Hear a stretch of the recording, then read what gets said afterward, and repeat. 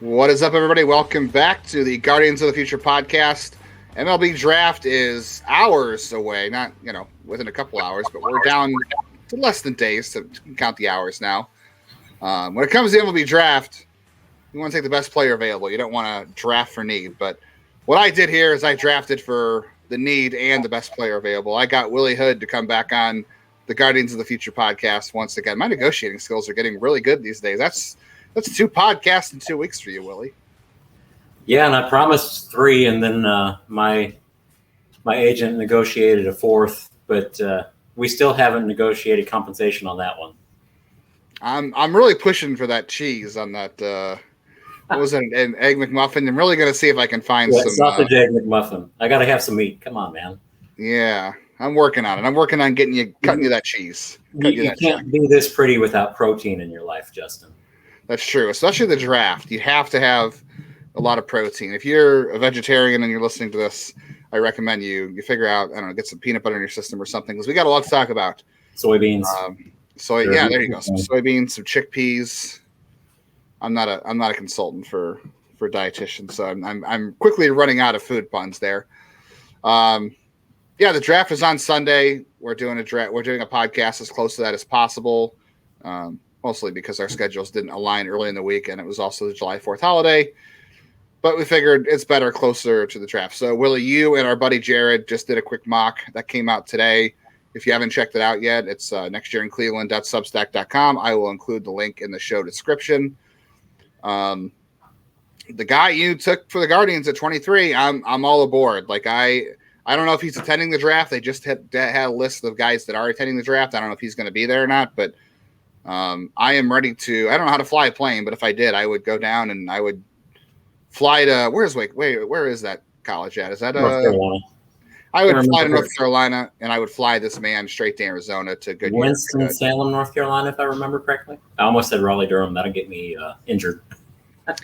If I have to learn to fly a plane to get this guy from Raleigh or for Winston-Salem to Goodyear, Arizona, I will do it. You'll suffer, huh? I'll do it. The Guardians play baseball like they are a team that forgot to pay their energy bill. They have absolutely zero power. They really need to diversify their minor league portfolio. Look, nothing against Colt Emerson. I hate to every time we talk about the draft and there's been a lot of mocks connecting them, and it seems like just where is a good landing spot for Colt Emerson. I don't want to disparage the kid. I'm sure he's a great kid and he's going to be a nice player, but at some point, the Guardians just don't need another 15 to 20 guy who might hit 15 to 20 home runs and play up the middle. And he's super young for his class, so there may be some more development there. At some point, there has to be a way to figure this thing out, to diversify things. And I'm not saying they have to go a different route, but how long do you wait before this thing works out? And you start thinking, okay, maybe we should try something different and try to find somebody that fits our mold, but also has different skills. And that guy could be Brock Wilken. Yeah, I can't take credit for that pick, by the way. That was Jared's pick. So if it's credit or blame, first of all, if it's credit, it should go to me. If it's blame, it should go to Jared. How's that? That's fair. Yes. If the Guardians do not take Brock Wilken, it's definitely Jared's fault. But if they do, it's you're the one that jinxed it, though. You're the one that tweeted. I did. You're the one that tweeted about it, so you've already jinxed it. So we know it's not happening now, thanks to you, Justin. That's right. I ruined it already. No, it's still Jared's fault. I don't care. That's right. It's always Jared's fault. Jared gave me the idea.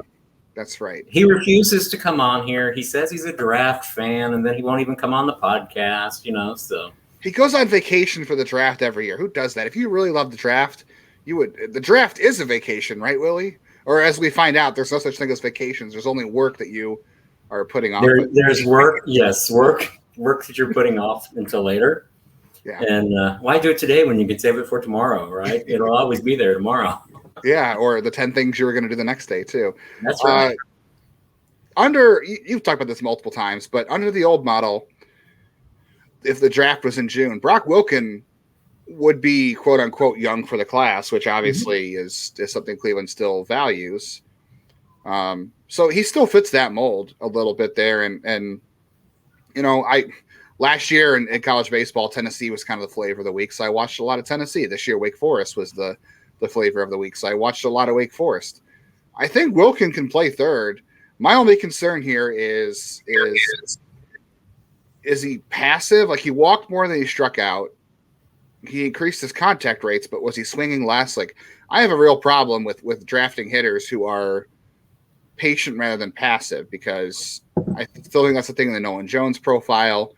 Not that I'm against it, because it's you don't need nine. You don't need 9 Stephen Kwan. Stephen Kwan's a nice player to have, but you don't need 9 of those guys. You need guys that can do different things in your lineup and balance you out. And I think Wilken is the guy that could be a nice tweener there, where there's going to be some swing and miss to his game, and maybe he is a passive hitter, but I don't know. Do you think this is a guy where everything kind of is going to translate? Do you think, in your opinion, do you think he could stay at third base? And I really also wonder, is he going to get to 23? It seems like one of these college bats is going to be there in their range. Just depends on who it is and what's their preference.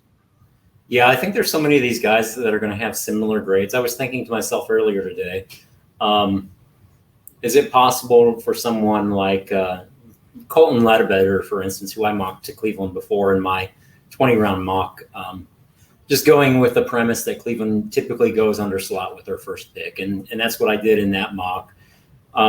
He's somebody that I wonder if he could potentially slide to 58, because there's so many guys that are very similar this year.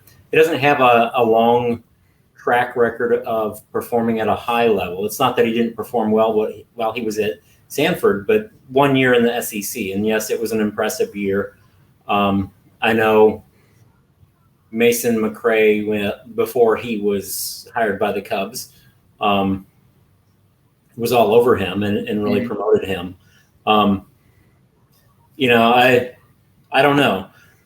With a guy like that, I tend to think there's somebody that's going to slide there, whether that's Wilken. I wouldn't be surprised if Wilken is off of the board to somebody like the Blue Jays, or if the Cardinals snag him at 21. Who knows what the Mariners are going to do with 3 picks in the first 30 and 3 between 22, I think it's 22, 29, and 30 where they pick at. They could have a lot of sway in the draft there too, not just with prep bats, but they could potentially move a college bat down the board by offering a higher bonus for them. I do think a bat will fall. The question is that bat going to provide the value that Cleveland wants? And as I alluded to, with the depth and the quality of this draft, I know there's some rumors out there that Cleveland's going to try to get a player down the board a little bit and save a little bit of money there. When you hear me say down the board, don't panic, because it's probably not a huge savings if it's one at all, or much of one at all if Cleveland really does go that route. I suspect you could save a little bit of money off of a guy like Brock Wilken, who's a college junior, albeit a younger one. There's a lot of 3-year players there that I think you can pinch a little bit of money off of and push it down the board. You can always be creative with senior sign types later on too. I'll throw out the name Cam Fisher, guy from Charlotte, power hitter that strikes out a lot, walks a lot, but he's a corner outfielder that might be really interesting for the club. Round 3, round 4 is a senior type sign. Wilken specifically, I think he can play third base. I've seen some say that they think he could play left field or right field. I don't know. I can't say that I watched enough of him to say that I saw that lateral movement from him enough to feel confident that he could. But one of the things I was doing was just about to look up how many extra base hits he actually had this season, because you kind of posed the question, is he passive or is he a power hitter? And if you go back and you look at his prior 2 seasons, he actually struck out more than he walked. So if he has transitioned into something a little bit different this year, which is a power hitter, because he did hit 31 home runs. That's a lot of power. I think there were just a handful of guys that exceeded 30 home runs this year. He was one of the few. I don't know. I don't know if he's a power hitter or if it's just passivity, but I suspect that maybe he's somewhere in between there. He's somebody that I think that'll probably hit for an average major league line, but somebody that could exceed 30 home runs to me and just be a really good offensive oriented, solid third baseman. if you have to, as he ages, get slower. He does have a pretty good size frame. You can always kick him over to first base as a right bat. But I think he can play third. Yeah, that's a lot of pressure to play first base as a right bat. And people might say, oh, you draft a third baseman, what are you going to do with Jose Ramirez? And that's the thing, we joked about the top of the podcast is best player available. And I think some people misunderstand that too, because I heard a lot of questions yesterday too, even with the Guardians VP of scouting too. Just everybody for the most part is taking best player available. Now there are things that tie into this, like signability and things like that. Especially if a guy is going to college and you're managing your bonus, like you mentioned, Cam Fisher from Charlotte. Like that's he's not a senior, but I have a hard time believing he's going to go back to school unless he feels like he's transferring. But I've also heard that Charlotte is a very good program in terms of pro hitting development. That's where Nate Furman's from. And it's a program that does a lot of things right to get guys ready for the pro level, which, you don't always see at colleges too. A lot of times, like how many years did we talk about what was it, Stanford and even Vanderbilt? Like there are some places where they don't develop you for the pro game. They develop you to win in college, and they don't care if it doesn't help you at the pro game. Charlotte it feels like an opposite of that. We've heard a couple of things about that they do some good things there. So you mentioned so if you have a Cam Fisher in round 4, you could save some money there.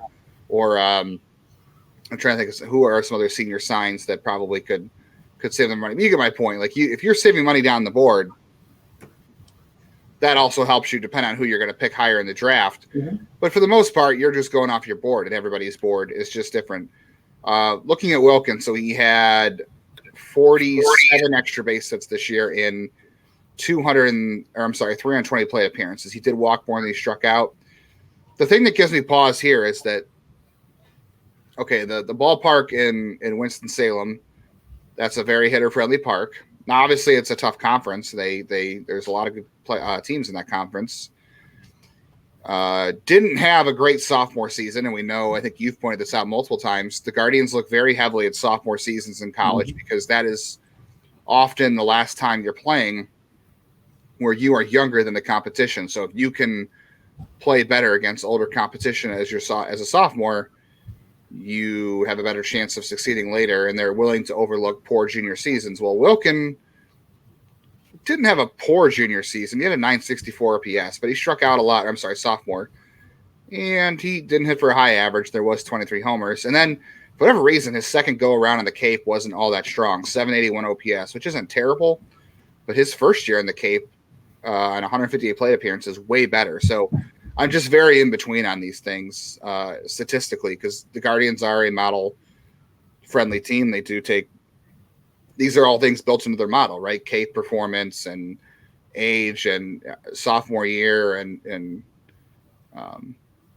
playing against older competition. So all these things that we just talked about here are kind of a mixed bag with Wilken in some respects. But I'm very interested at 23. I'm fine with it because at least he's a guy who can hit for some power, and you're expecting – I don't know, an average strikeout rate, a slightly, when I say above average, I mean, I should say below average strikeout rate. He's striking out, more than Josh Bell, but not, to the level of Bradley Zimmer, I guess is my point. If he's running a 25 rate and walking 12% of the time, are you okay with that? Yeah, there are some guys in pro ball that can handle 30%, right? It really depends on your output. You're not going to get a lot of Joey Gallows where you get a 35% strikeout rate and you're productive. There are guys like that, but they're not a lot. And that is another good point to bring up too with the Guardians is they love to take these unicorn type players. They took a chance on Brady Aiken, I guess, that one year, but Tristan McKenzie, his body type, kind of a unicorn. Daniel Espino, kind of a unicorn. They love to take these guys that are, the exception. You know who the unicorn is in this draft. We all do. Don't do it. He's 6'7".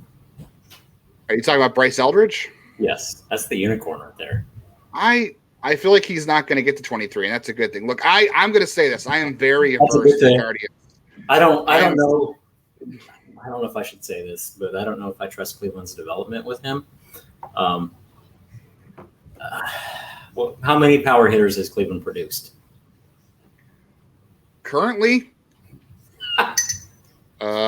I mean, the last power hitter they produced and a guy that's 6'7", he's got a lot of zone to cover. That's a unicorn right there.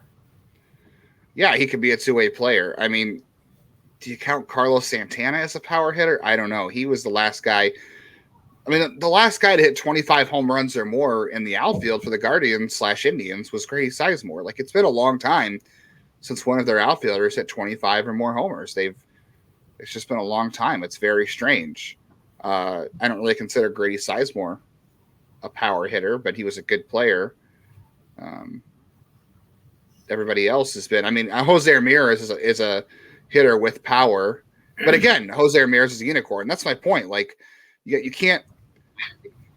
I want to ask this to the Guardians after their first round on Sunday night: is how do you balance like taking best player available versus taking guys that you can develop? Like, okay, there's zero reason for the Guardians to take I shouldn't say zero, because if someone's there, you take them, but the Guardians don't have to necessarily take a college arm in the first round because they are able to find guys that they can develop in rounds 3, 4, 5, 6, whatever. Mm-hmm. You're more likely to get a high upside arm the higher you select. Oh, for sure. Yeah. I mean, the risk is bigger, but also the reward is bigger. But Absolutely. How do you balance best player available versus, okay, like you're talking about, you don't trust their development with a guy like Bryce Eldridge, who is a fun talent, but do you have to take a guy that you feel like you can develop? Like, you should always have confidence in your farm team and your development group that you're going to be able to develop whoever you draft. But obviously you have types. Like the Guardians have a type. They have guys who throw 92, 93 in college and have great control, and all of a sudden they're throwing 95, 96. And you've got your Stephen Kwans and your Tyler Freemans and that kind of thing. Like, those are the guys they are good at pushing to the majors versus a guy like Bryce Eldridge, where he might be the best player available at 23. I don't know. I'm not sure, but it's an example, but it's not a guy they've succeeded developing. So how do you balance what you know how to develop, what you're good at versus best player available? Like, it's just a very, I wonder if that's a question. You know what I mean? Yeah, and I think the best player available is sort of a myth in that it's the best player available for the team for that pick. It's not necessarily the highest rated player on the board, because sometimes the highest rated player on the board may have a red flag for injury or off-field concerns, or they may have swing and miss issues. It's kind of like, why do some guys get traded sometimes? It's because there's red flags we don't often know about, things that have gone on, even with coaching staff or off-field stuff. There may have been words exchanged between a player and a coach that, the organization feels like, okay, you're not a good fit here anymore. You're not willing to develop as we see fit. And that's my concern. Not really throwing Cleveland under the bus by bringing out Eldridge there, but they just have not produced guys like that. I want to see how Chase Lauder develops. He's a power hitter. Of course, he's got that funky swing, but it's working in low A right now, or high A, I guess I should say. Yeah. He's looked better lately. I saw him for a couple of games, and I wasn't like super impressed, but I also didn't want to be like, I saw him take 6 at bats and he stunk, so it's over. Like, especially with the layoff for him as well, but he's improved lately, so that's good. If he starts punishing high A, we should start feeling good about that. Yes. And he's a bit of a unicorn in an interesting case, and I can't remember now because everything kind of scrambles together with life these days. Did we talk about Nolan Schaunel our last podcast at all? Because a little bit. Yeah. All right, let's dive a little more into that, because that's a guy that some people are connecting to Cleveland, and I know you like him a little bit for Cleveland. I've watched a lot of video on him. I've looked up some stats as well, and I've done a little bit of a dive.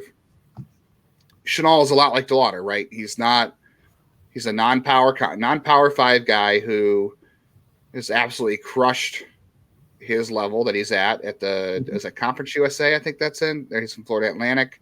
Yeah, sounds right to me. Yeah, walks more than he strikes out. 71 walks to 14 strikeouts. That is absurd. And I've constantly come on here and talked about how you can't even project how guys are going to move from low A to high A. Like, look at Nate Furman. I think Nate Furman's going to be fine, first of all, and I like Nate. But, like, he was walking a 20% clip in low A because the pitching down there is just not developed. It's easy to draw a walk there. I shouldn't say easy, but it's easy for guys who are Nate Furman to draw a walk there because you have that skill set. I'm not saying I could do it, but like if I could hit by a pitch if I wanted to, and that'd be that in my career. But like, I'm glad you brought that out, Justin, because that's one of the skill sets Schaunel possesses that nobody seems to notice or pick out. I picked that out maybe a month or two ago about him, though, as he has that what I call the Brandon Geyer skill set. He finds a way to get on base. He gets hit. Somebody else I was talking to mentioned Anthony Rizzo with him. Is a guy that just got on base and got hit a lot. I think Schaunel can have that type of career as a first baseman. Where he, and I'm not saying a parallel to Rizzo, but a guy who can get on base, who can get hit, who can offer some power, maybe not really excite, but might be an all-star a couple of times too. So, all right, so you heard it. I'm going to put it in the description. The title of the episode, Willie Hood predicts Nolan Schaunel is Anthony Rizzo. He is a future all-star. The Guardians should not pass on him. No, but I've seen people too saying like, okay, so like the Cape thing matters, and I wonder like how much it matters because I looked through some data on the Cape too, and it's like there are a lot of good players, a lot of guys who played very well on the Cape that were hyped prospects that absolutely flamed out in pro ball. So for guys to really crush the Cape and then flame out in pro ball because the attrition rate is just high, it's just how the MLB draft works, and it's hard. How do you have a guy who was not good on the Cape? Like there's even more examples of guys who were terrible on the Cape that never made it in pro ball. What if there's something there, Justin, that we don't know about? What if he was dealing with he gets hit by a pitch a lot? Let's say he had a sore wrist and was dealing with that the entire time he was on the Cape. I don't know. You know, sometimes there's reasons behind things like that we don't know about. Yeah, there is the human element for sure. I mean, the other thing I looked at too, though, was like I know some people were like, okay, well, he did well against Florida this year in non-conference, but it was a midweek game. He didn't face Waldrop. He didn't face Brandon Sprout, who's a future reliever, by the way. As well, he's going to hang up the other side of the computer here. He didn't face. Just lost that fourth podcast, Justin. Just lost it. I mean, my negotiating skills got worse. Boom, just like that, out of here, man. He didn't face any of the Florida's elite arms. So, like, there's that. I have questions, too. Like, if you've seen, like, anybody who's listening, I know you've seen his swing, but it's built for power and it's built for fly balls. Is he going to get beat at the top of the zone? Like, there's just a lot of questions there that I feel uncomfortable with at 23. Like, I'm okay with this team taking a gamble because I feel like I don't want to say they play it safe at their picks, but because they haven't played it safe because Aiken and Espino and who else have they picked at that? I don't want to say Zimmer wasn't a risk, but they've taken risks in the first round for sure that have not panned out. And I'm okay with them doing that here, especially with the hitter, because they haven't done that in so long because we've gotten the Carson Tuckers, the Bradley Zimmers, the Tyler Naquins that are not really risky. They're just very basic types. Bo Naylor was kind of I don't want to say Bo Naylor was a risk because he had a lot of hype in high school, but I'm okay with them taking a risk if they feel very strongly about it. I just, again, this goes back to the conversation of this is not a type they have developed well, and how do you approach taking a player that you haven't developed well in the past? You know something? This sticks out to me from a question that I asked Scott Barnesby, and it was about it wasn't last year, but the 2021 draft when the draft was occurring in between day 2 and 3. I mentioned in the questions I asked Scott Barnesby about them drafting a lot of over-the-top arms. Mm-hmm. I'm like, is this a specific trait that you all are looking for? I think that's how I asked it, or something like that, to that effect. And he said that we feel comfortable developing, whatever guys that we select, essentially. And I think that's probably the answer the organization would give. in terms of developing hitters too, is we feel like we could develop these guys, regardless if this guy is a power hitter who likes to chase outside of the zone. Of course, you'd want to teach him some discipline. A guy that's passive, you're going to want them to tap into their power. Nolan Jones was one of the things with him, was he passive. We've seen a little bit of his power this season, you know. You brought up the question with Brock Wilken, is he going to be passive? I think he's running an actual, out of all of his hits now, I think it's roughly about a 65% extra base hit production, which would put him in that double plus raw power category for me. When a guy is making that sort of contact and everything that he's hitting is becoming an extra base hit. That tells me so long as he's making contact, you know what? I don't care if he's passive and getting on base. If he's making it count when he does, you know, with potentially double plus raw power from a guy like Wilken. You mentioned best player available in the draft, and of course, I put out a poll this morning on Twitter, and it's got almost 1,000 views, and I don't know that many people have voted on it. No, about 150 people have voted on it. And 35% of people think that they should draft a bat, while 5% say a pitcher. And of course, 60% are saying best player available. I'm a little surprised by the notion that people are saying draft a bat. I know what's going on with the major league team, very well aware of that. You know, I do follow them, but the solution for the major league problem is not a guy in the draft class. Right. It's not going to be, because it's not an immediate impact. If Cleveland needs to bring in some impact bats, that should come through trades. You're more than likely to get a major league player. You're more than likely to get a guy who's advanced through the minors already, somebody that's potentially in AAA and ready for the call-up. You don't have to worry about the development of them. You can get a near-finished product or a finished product or even a veteran guy through trade. That's the route I would go after bats. Utilize the draft heavily for pitchers because, you know, as I've pointed out, the international class is the entire pool is almost literally spent, probably 95% of their pool is spent on hitters, on young hitters, on young shortstops. And of course, I've said recently, hey, they need to rethink how they're doing this, tap into the international market, utilize specifically the Pacific Rim where you can get older, more developed guys. You have a better feel for what they are. Just like the player that St. Louis signed earlier this week, there's a guy who's already 21 years old. He's a college arm. You've seen him in Mahoning Valley in the MLB Draft League. A unique opportunity to add a potential, maybe he's a mid-round draft pick if he's actually available in the draft. I say mid-round, I mean like a third or a fourth round draft pick. But there's opportunities there that they need to explore that they're not exploiting, to me. My opinion, going back to the best player available conversation, and when people say bat, I've had multiple people say to me, they need to get slugging. They need to get power hitters. What do you do if the best available player on your board is Enrique Bradfield or Dylan Head?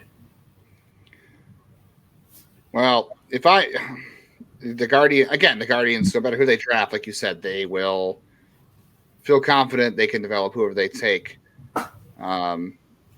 There are a lot of people who think that Enrique Bradfield is in need of a swing change to impact the ball at the major league level. Uh-huh. I think there's a lot of unfair comps out there on him. The speed. No, it's not going to be Kenny Lofton. As much as I like Kenny Lofton, he's not going to be Kenny Lofton. He might be Anthony Rizzo, though. Yeah, might be Anthony Rizzo. Yeah, Enrique Bradfield, a Gold Glove center fielder who hits like Anthony Rizzo. That's a Hall of Famer. I think you're hoping for a Billy Hamilton, right? That's probably the more accurate comparison. And he was good for quite a few years, but or heck, you might be getting a Miles Straw out of him. Like he's due for a big swing change. That's the popular opinion on him. I don't know. I didn't see enough of Enrique Bradfield. Personally, I'm out on Bradfield. I know you love him a little more than I do.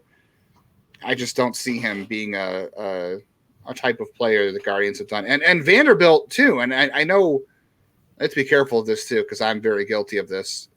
Scouting, you have to scout the player, not the jersey. That's the saying, right? I think Jared's brought that up. Sometimes Jared has good points, I suppose, but usually he's at fault for everything. Absolutely, every time, all the time. Vanderbilt players in general scare the heck out of me. Like, who is the best pitcher in the major leagues from Vanderbilt right now? Like, Walker Buehler is on the IL. David Price is out of baseball. A lot of these guys, like Jared Schuster, just come up this year, and then hitters. What you have, Dansby Swanson, and who else? Like, and Swanson is a league average hitter at best. I know he's a great shortstop, and that makes him a good pick because if you get a Gold Glove shortstop who is a league average hitter, that's a lot of value. But like, I don't know. Maybe that's what Bradfield is. Maybe he's a league average hitter and he's a Gold Glover in center and he steals 50 bases. That's a valuable pick. But I just have questions about if he does need a swing change, if the Guardians are the right team to do it, and Vanderbilt just doesn't have a strong track record of getting guys in position to be pro players. Somebody comped him specifically to Estuary Ruiz from Oakland. And I think that's the sort of guy who's going to have to exploit his speed. He's going to offer potentially plus defense if Cleveland or whoever it is that drafts him. But he's a guy that I could see sliding to 23. And, in recent mocks, Bradfield's been a guy that's been mentioned on the periphery, not specifically the pick in the mock, but a guy that was mentioned on the periphery of, hey, this is a guy that Cleveland really likes or is exploring or whatever, whatever they said. Falling a little, yeah. Yeah. The Dylan Head thing to me too, also, and the cold weather bats are always a risk. I know there's the upside there, but and again, I scout the player, not the jersey, but like they did does this sound like Quentin Holmes part 2 to you at all? Like Dylan Head? No, I'll tell you why, because he has a better bat, better contact skills. Holmes had the elite speed, who was young for the class. Head is, I think, 6 months older than Holmes was. Okay. I think you're getting a better arm with Head. I think Head is actually legitimate first round, whereas Holmes was a comp B or a second round pick, if I remember correctly. They didn't have a first round pick because of the Edwin signing, yeah. So, I mean, it's that signing was a little bit deceptive in that, he was a player that was already a little bit further down the board. I still question that one. One of the guys, when they went athlete over kind of what they do now, you usually see guys with a 55 bat, the above average bat, above average contact skills, above average zone awareness, in terms of what they go after in recent drafts. That was before Scott Barnsby's time now. I believe this is Barnsby's 4th draft now that we have coming up. 19, 20, 21, 22, 23, so 5th? Yes, there we go. The 19 draft, yeah. 2019, because he was in charge of the class of Daniel Espino. Yeah. Yeah, I could see that a little bit. I mean, I'm not averse to cold weather bats. I mean, Nolan Jones was a cold weather bat, but that was also a different director at the time too, and they have since moved on from him and Will Benson, who were, guys who were power guys who are trying to teach to hit. And I'm perfectly okay taking a guy that has high contact rates. I mean, the Guardians VP of Scouting did an interview session yesterday. I was listening back to it, and was talking about trying to find more power and teach more power. And I definitely appreciate the theory, and I understand like it's easier to teach a guy who can make contact to hit for more power because you can't help a guy make more contact. It is hard. Some clubs can do it. The Guardians are just not one of them. That's what they need to figure out for sure. I just think it's at some point, and they were talking about less about contact rate and more about barrel rate, but they're having a hard time getting guys to find the barrel too. Like they don't have guys like that. And then sometimes those are things you can't teach. I don't know. There's a lot of questions about hitting this organization that I wish we had a little time for. Let me throw out some names here. Actually, why don't you give me a couple more first round names you like? I've got a bunch of bunch of bats I like. I want to see them go bat in the first round. I'm 100% against prep arms in the first round because they've just done a very poor job with that. And the risk is so high, not even them specifically, but the attrition rate of high school pitchers drafted in the first round is bad. And especially left-handers. There's really no lefties in this draft outside of what Whitman and who's the other lefty in the first round? Oh, Thomas White. Yeah, that's the only two lefties, and I don't want Thomas White. I think they should stay away from prep arms in the first round. So I want to see him go bat. So bat wise, who are some other names at 23 you feel good about? Because I'll say this: somebody had a mock today. It was Fangraphs mock, and I don't know anymore how connected Fangraphs is draft wise, but it had Matt Shaw. It had Matt Shaw getting the 22, and I was like, if he can get the 22, maybe he gets the 23. To me, Matt Shaw is the pipe dream in this draft because he fits everything they're looking for, and he has all those traits plus the power. I don't think he gets there, but that's my one kind of. I think for me, the top pick on my board at 23, if he's still there, is Matt Shaw. After that, I kind of go down from there. But what are some of the bats that you like at 23 for them? Well, a couple of guys would have to slide. I do like Matt Shaw. I've essentially just scratched him off of my list because I don't believe he's going to be there. Kind of like Kyle Till. Not happening, so don't even waste your time on him. That's kind of where my mentality is with him. Even Tommy Troy, I think Cleveland would love. I don't think he gets there. Maybe, but I don't think he gets there. I've already brought up Bradfield.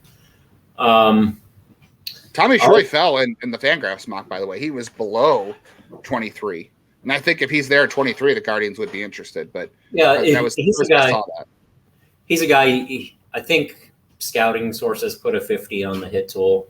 I think he's a guy that'll hit for average, but it plays up because of his zone awareness. He's a guy that's going to get a lot of walks. He's not going to strike out a ton.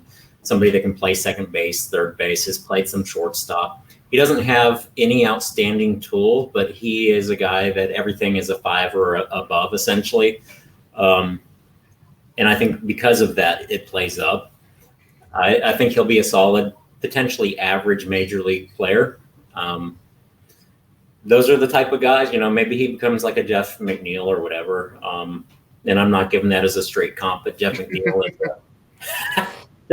is a guy that has some versatility that's bounced around the infield, played second base, third base. I don't think Troy could play the outfield, or he hasn't to my knowledge anyways, but somebody that might hit for a pretty good average and has a little bit of juice in the bat, but not going to really hit 25, 30 home runs either, though. And might steal 15. I don't think he's going to get to 20 stolen bases, but he might steal 15, 18 or something like that just because of his instincts. Let me see. Outside of Troy, there's one guy we haven't talked about, and I've tossed this guy into the ring, so to speak, as what if, and it's not a player that's been associated with Cleveland, but it's Yohandy Morales from Miami. I tend to like him. It's a tall frame, 6'4", around 200 pounds, something like that. He was a shortstop, move over to third base, but he hit 400 this year at Miami. So it's not like he was in the same conference as Nolan Schaunel. And I'm not trying to dish Schaunel saying that, but he was facing some pretty solid competition in the ACC. Just somebody that he is kind of on the periphery of what Cleveland goes for in the draft. I think the strike rate's a little bit high for them, but you're also talking about a guy that's making a whole lot of contact for him to be able to hit over 400 too. And his walk rate, I think, was around 12%. I think his strikeout rate was about 19.5%. I don't think we've seen Cleveland draft anybody above 18% on their strikeout rate. And that's just off the top of my head. But I wonder, a guy like that, like I said, he hit over 400 in the ACC. That's a pretty impressive profile to me. Maybe you can get him 500K under slot. Is that something that they would go after, looking for a little bit more power, I'm going to say probably not. The answer is probably I don't know, somebody we haven't even talked about, to be honest with you. Yeah. I don't know if I guess they're like, no one was really talking about Carson Tucker in 2020, but I also want to say too that 2020 was a very strange year, and I don't feel like we can take a whole lot away from that draft because, and Jeff, Jeff on Locked On Guardians the other day was telling me too, like, why are there so many good college bats available in this draft? It's because all these guys in 2020 didn't get drafted because it was a 5-round draft and they went to college. Yep. So that's a lot of guys there. Morales, strong sophomore season at Miami. I mean, he had an OPS over 1,000 at 329. Struck out about twice as much as he walked, but he only struck out about once a game, which that's pretty fine. The only thing, and I don't even know how much you can read into this Cape-wise, he was on the Cape at age 19, which is a hard age to be on the Cape, and he only played 17 games, but he was pretty bad other than walking. So I don't know how much you can really put into that. I think the thing that's hard. A 19-year-old on the Cape, that's a lot to ask for a 19-year-old. It is. Most teenagers on the Cape get dominated; they get rolled over. So, and if you dominate while you're on the Cape, you're not falling to 23. If you're 19 years old and you have a great Cape season at 19, you're probably not getting to 23. Wasn't that Cam Collier last year? Yeah, Cam Collier, and that's an interesting thing to talk about too. Because look, the Guardians probably won't do it because they don't do it. They do spend to their, and you've pointed this out multiple times. They always spend the full allotment on their draft. They go over sometimes. They went over last year when they did the thing with Jacob Zibin and a couple guys within $5 of draft pick penalty. Right. They will spend right to that limit. Right. What they won't do though is they won't spend over slot in the first round. They are spread the wealth. They like to be able to buy guys out. So there's no buying it. There's no history of them buying a Cam Collier down to their pick. So I feel like that's going to be hard for them to do if there was somebody like that. And there seems to be this notion about also saving money in the first round. And I guess my question is like, if you're going to go under slot in the first round, I want to know who the savings is going to. Because last year you had Zibin, but I feel like everybody outside the Guardians, that was out of left field. I don't know if anybody saw that coming, truthfully.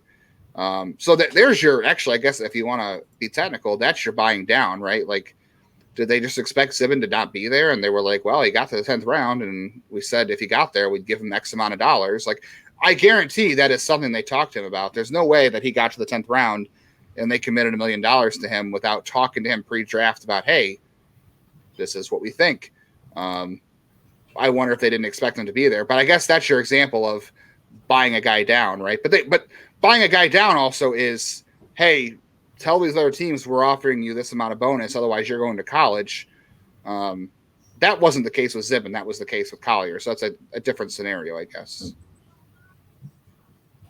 I kind of look at it a little bit differently because they had the opportunity to kind of let him slide down the board, a prep arm that might have been asking more than people were more comfortable giving him because he was so young. And you've often seen guys go $1 million, $1.2 million, $1.5 million, particularly from the Angels these last few years. They've drafted prep pitchers in the 11th round, which is day 3, the very first round of day 3. So what happens is they've either floated some guys down or there's some prep guys who have a high number that they really like.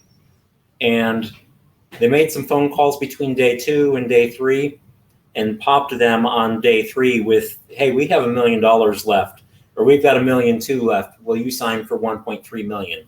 Will you sign for 1.5? You've been saying you want $2 million, but we have 1.3 plus college money we can give you too, which doesn't count against it. Right. That's a 10th round. No one else is taking you. Yeah, that's a creative way to do that. And I suspect Cleveland was on the phone with Zibin and saying, hey, we've got X amount of money. Will you sign for that? Here you are. To me, Cleveland headed a team like the Angels off at the pass by doing it in the 10th round. I think it was a brilliant move on their half. Let's hope it plays out with them. Of course, he's got the Tommy John surgery now and, a longer road ahead of him, which brings out, we've had 4 or 5 arms from this last draft class are injured. Even more need to continue to load up on arms. As I said, they're not getting talented arms out of the international market. The only arms that they're coming into this system with, yes, are college arms. There's some prep arms coming in, or guys that they're acquiring. Steve Hajar, who has a little bit of a resume. They traded for Chris Valamont, a 5th round pick from the Marlins several years ago today, and he's going to eat some innings and provide some depth. Well, or there's guys like, the JUCO guys. They did dip into the JUCO market a little more last year than they have previously with Magnus Ellerts, Javier Santos Tejada. Tejada was a high school guy still. It was, right. He was Gio Rivera is who you're thinking Rivera, of. that's right. Yeah, from Walters State. The big-bodied starter reliever, kind of a swingman in college. He was dominant as a starter, but, 5 innings and blowing people away at 98 miles an hour. But those are guys they can get into the lower levels of the minors too to backfill innings there and have some upside left there. Okay, so we kind of have been gone astray here. I'm just going to throw out some names here, and I'm going to get your reaction because you know the players better than I do. This is who I do like. This is who I don't like. So, an interest in moving things along here. So Matt Shaw, pipe dream. Chase Davis, to me, I could live with that pick, but I don't love it.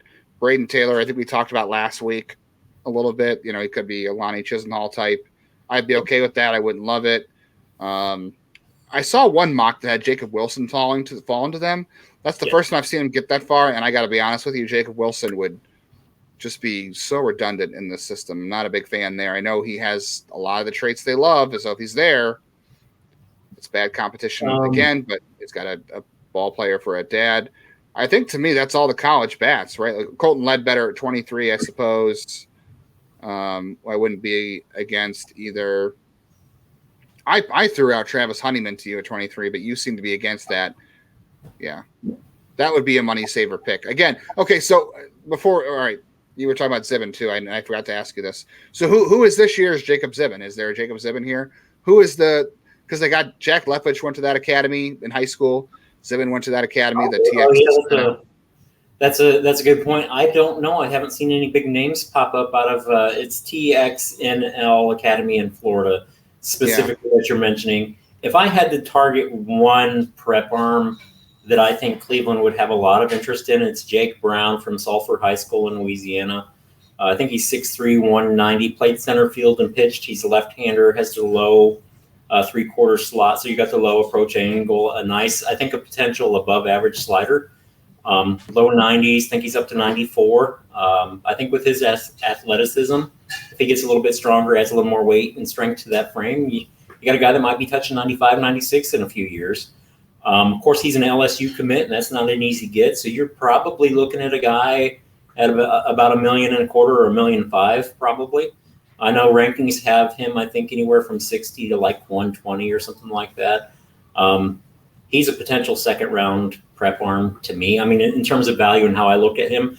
But remember, I looked at Zibin a little bit differently than other players last year. I had Zibin as a second-round value, and I had Jackson Humphreys a little bit higher than BA and MLB.com. I had Jackson Humphreys in that third-round value. Really, I think there's a lot of depth in the prep arms between rounds 2 and 4. Outside of the top 150, I'm always against prep players outside of that margin, if you will. The top. Well, explain why. It's a good point. Explain why. I think guys are sometimes better served just going to school and developing the tools. It's already such a risk. And how many high school players actually develop? You're taking a guy, you're going to have to wait an extra year, 2, 3 on a Will Benson. I said whenever Cleveland drafted Will Benson, I said he is a 7-year development guy. And you're lucky if it's a 7-year development path for him. And I think it was just over 6 years for him. I think sometimes you just got to slow down. And with the way the minor leagues are set up, it's not advantageous for high schoolers nowadays. Are they going to spend 2 years in the complex league and then go to Lynchburg? You know what I mean? Really, it's set up to send guys to school. I would even say it's the top 3 rounds of talent with prepsters. So the top 100 may be worth signing, and then guys outside of that probably need to go to school and develop. And that's not a shot at any of them. It's just the level of talent that's there. Yeah, the path that's ahead of them, the development that they need. There's just so many prep arms that they get drafted, and then you never hear from them again, essentially, because of injuries, because the path is so far ahead. And that's exactly why Cleveland does what they do in the international market, is because they realize, hey, signing a 16-year-old to $1 million contract is probably stupid. Why don't we put that $1 million contract into a position player who's more likely to pay him out? And that's why I said, or at least in Double-A. Yes. Yeah. You know, they're evaluating what they're doing, and they know what they're doing and why they're doing that. But never draft for need. Of course, I say that, and then I say Cleveland needs to draft some catching depth. All right. Well, that's a different story, because you need catchers at every level, and they've just done. They've gone heavy in the international class. I love Jack Payton, but you and Jeff Ellis have both mentioned Connor Burns. I'm down with Connor Burns, which means I know they're not going to take Connor Burns because we all like him. So probably not. That's a low strikeout, low walk guy who didn't hit a lot in college at Long Beach, and he's has a big arm. Yeah. Blame Jared for that comp. That's Jared's fault. That's Jared's fault. I'm totally on board with Jack Payton from Louisville, because that college just continues to produce great major league catching, and I know he doesn't have a lot of the same traits. Again, that's why he's not going in the first round. So he doesn't have the traits of some of the stars that come out of it. But he still has some interesting traits. So I'm still down with that. I don't know if Cole Carrick is a catcher. That's the kid from Clemson. No, where's Cole Carrick from? No, San Diego State. The kid from Clemson is Cooper Ingle. He's one I like. He's got a bunch of average tools all across and can play left field. But give me Cole Carrick, because that guy, no matter where he plays, I think he has a chance to be an interesting player. Like he could be left-handed David Fry for all we know. Mm-hmm. Maybe he can even pitch. He's got a good arm, right? Yeah. He was up to 102 at the combine from the outfield. That's pretty impressive. Or go with your guy, one of your favorite players, Saban Savalos. Make him a catcher. Bring him in. Draft at least 2 or 3 catchers. I would say. Well, I don't know. 3 might be a lot. At least 2 catchers, I would say. Yes, especially with the arms you have in the system. You need solid catching. They need depth. I would dare say take Connor Burns in round 3 or 4, underslot him as a young college junior, underslot him early, get a guy that's a defensive whiz. I don't know if he won the college Gold Glove, the Rawlings Gold Glove or not. He may have. I know he was a finalist for that award. A guy that hasn't been mentioned and often seems to be looked over.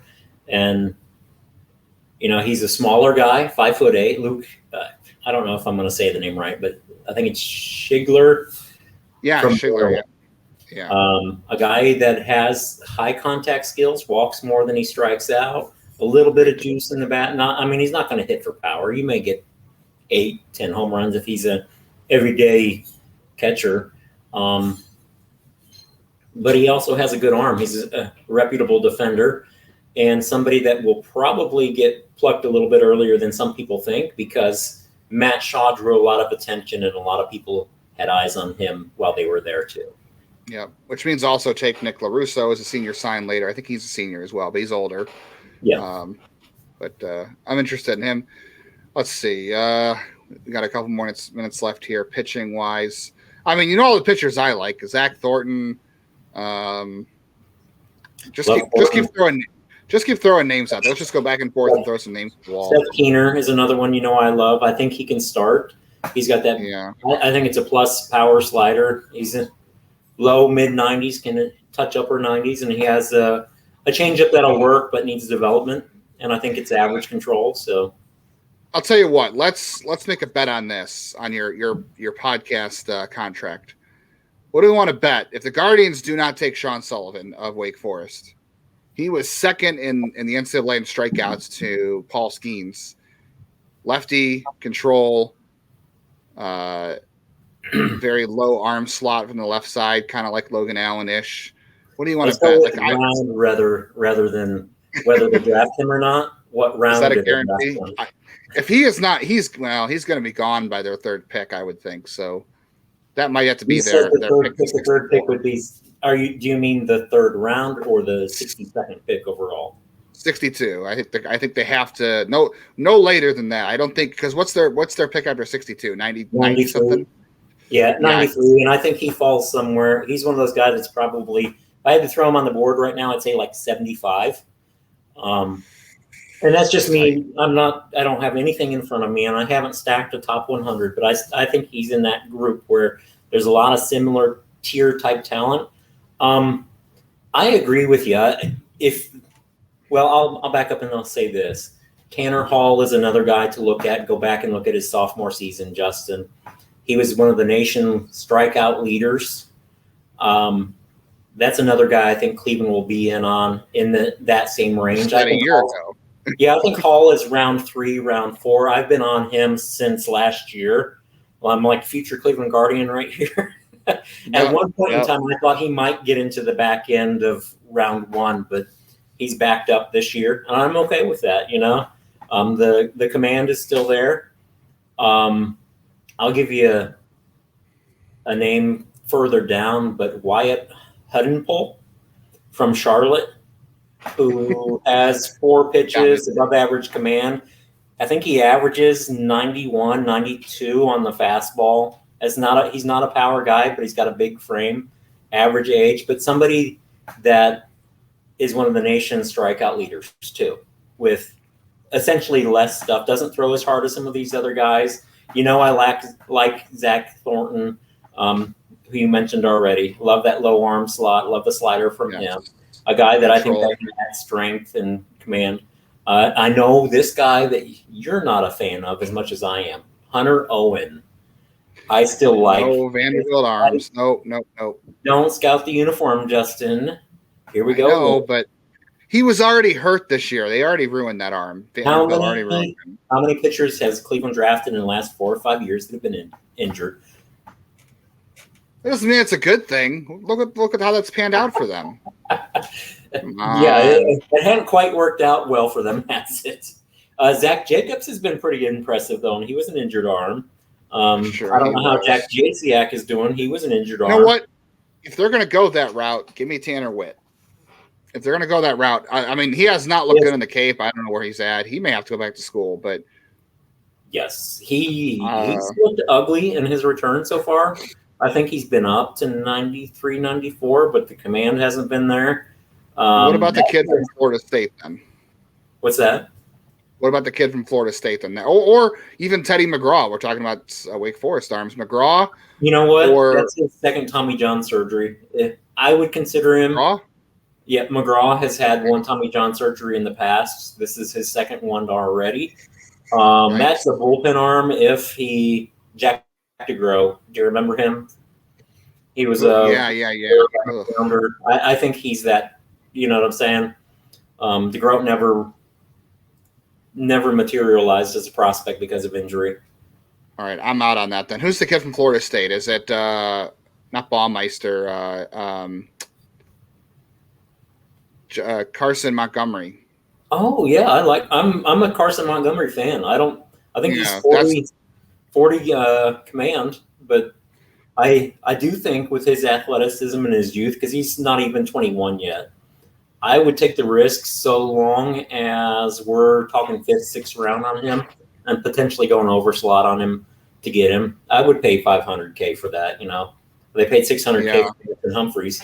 Why not take a risk on a guy like that? The stuff is there. The control it has not been though. Seeing what they did with Magnus Ellerts, he's a guy that ran a pretty high K rate.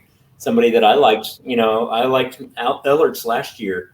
I will say they have kind of bumped up against their boundaries K-wise, because remember you saw it used to be, what was it, at least 10 strikeouts per 9, 2 walks per 9. They have kind of bumped 3 walks, sub 3 walk, and sub 3. It was about 9 per 9 or 10 per 9. So right in that range. Depending on the conference too. If you're in a lesser conference, it has to be more. But if you're in like the SEC, it's like 10, 9.9. They have pushed the bounds on that a little bit because you have Doug Nikhazy. Yep. You have Ryan Webb. Those guys had some, they weren't great. They weren't like walking a ton of guys in college, but they didn't have the normal control Cleveland has, which of course they've both struggled with control, especially Doug Nikhazy. Both left-handers too. Both left-handers. I know Hajar walked a lot. We didn't talk about draft pick, but he was one that I said was a Cleveland type, and thinking that command could come with him. But they've at least more flexible on the lefties. That's true. But what you just said, Magnus Ellerts, though, guys like that, they have kind of Adam pushed Solik, up against yeah. Adam Solik. This guy doesn't fit that, but we're talking about lefties. You just said Connor O'Halloran's a guy we didn't mention from Michigan. Yep. That's not a deep cut. I'm trying to think of their college bats. Mitch Jebb, if you're talking about Sean Sullivan being a guaranteed pick, How about Cade Denton? You know, he's a reliever that I like a lot. Yeah, they could go that route. I'm gonna my deepest cut for this draft is we need to get out of here. Is Coleman Pickard from Bryant, same college as James Karinchak. That's my deep cut in this draft. Matt Duffy from Canisius fits their types. I'm trying to think how much deeper can I go here. I have a cheat sheet in front of me. You do not. I'm going off guys I know. You're just going off memory because you're better at this than I am. But trying to think here. There's there's not a whole lot of a center fielder from Washington State. That's a player I think we'll keep an eye on for them. I've heard a few other names. Some of them I won't mention here. We talked about Dylan Campbell briefly. I know that, and then that's one of Jared's favorite. Coleman Pickard, you mentioned. He was one that I had in that 20-round mock draft. Emmett Olson from Nebraska is a lefty that I like, low three quarters, and demographically, he fits them by numbers, what they've done in the past in the draft. So he's probably an 8 to 10 round type of talent. Low 90s, upper 80s lefty, I think, with 4 pitches and average, above average sort of command. Before we get out of here, what round do the Guardians take Riku Nishida in from Oregon? I forgot about Riku Nishida. They don't. What? Yeah, that's saying they need to take him. You're wrong. You're wrong, Willie. That was me throwing stuff at you. They're going to take Riku Nishida. Zero power. He's got 20 grade power, 70 grade contact rate. I don't want to say 70 grade hit tool, but 70 grade contact. Was hitting with the wood bad in Oregon, and great speed. He's a team leader in Oregon. Plays second base, outfield. He's got to be a day 2, the day 3 guy. Fringe day 2, day 3 guy. Oh man, I don't know. If I had a thing out in front of you, I'd drop some more names on you, but I don't. My brain's cooked. It's been a long few days. Let me just throw some names on you. You can tell me yes or no. Owen Wild, who sounds a lot like Eli Morgan to me. Yes. Okay. Yes. That's another Gonzaga guy too. So easy comparison to make. Yep. Gosh, we're getting super deep here. I'm really running out of names to go down. I don't know. There's not a whole. I said Mitch Jebb, but that's Isaac from Oregon intrigues me. He's somebody I had in that 20-round mock draft. He's a right-hand pitcher, 6'4", I think 200 something, 3 pitches. Would have probably been a top 5 round guy had he not had Tommy John surgery. So he's a day 3 guy I would look for. Pop him, rehabilitate him, and see what you can get out of him. You know, why not take the risk? No, go ahead. I was gonna say, how about your guy? And I think Jared's guy too. Tommy Hawk is another one later on day 2. Yeah, I didn't realize he was eligible. I think he's a 4th, 5th round pick. 5'8" center fielder with top of the scale speed, advanced on base skills. You know, as I said, he's got the speed. Excellent defender in center field too. He might be I don't want to go there, but he might be a nice pick for them. Maybe a faster version of what Stephen Kwan produces. You don't get a lot of power from him, but a guy that'll walk a lot and can play center field. So Kwan's not really your center field type, but similar type of hitter. I'm going to end this on the last first-round pick from an Ohio high school was Derek Dietrich in 2010. So you got Colt Emerson, who's a popular pick for the Guardians. I still like Kevin McGonigal. Those two are both going to Auburn. Word is that Emerson's already on campus, and who knows what's going to happen there. That could change the calculus of things. All right, well, we spent about as long as we could on the draft. I hope everybody enjoyed that. I think we'll get Willie back for one more. I know I did take myself out of one because I did insult Brandon Sprout a little bit. I didn't insult, but I have him very devalued compared to where you do. So I kind of ruined that one for everybody. I apologize. But what do you think, Willie? Post-draft? Yeah, absolutely. All right. Well, this time next week, the draft will finally be over. I'm looking forward to the draft. You don't want to know why? Because the Guardians. This is why we like prospects, right? Because they haven't disappointed us yet. They're prospects. They're exactly. They're suspects. Especially Cleveland's, because they make you wait another 6 months after they're drafted, or almost a year before you see them again. They're very good at building the hype. I will say that they're good at building the hype, making you wait. The anticipation is. And I was going to say distance makes the heart grow fonder, but I don't know what anticipation is. But there'll be a lot of anticipation. We'll see what happens. You should probably tune into Lockdown Guardians on draft night. I'll be over there with Jeff Ellis, holding down the fort. We'll be doing some live streaming. Maybe Willie, if he's free, we can entice into an appearance, do a little crossover there, and then we'll be back with everybody on. I don't know, probably next Thursday, I would guess, or Friday, I think Thursday makes sense. We'll see. After the draft is over, we'll get back together and talk about all the great players they took. What's that? I said we need some time for it to soak. Willie's going to need a vacation from the draft. The draft is his reprieve, but then he's going to need a vacation from the draft too, because, like we said, there's no vacations. There's only work that you're putting off till next week. Thanks for listening. Subscribe to the podcast wherever you can listen. I never do these things on here. I'm so bad at this. You'd think I wouldn't host the podcast daily anywhere else.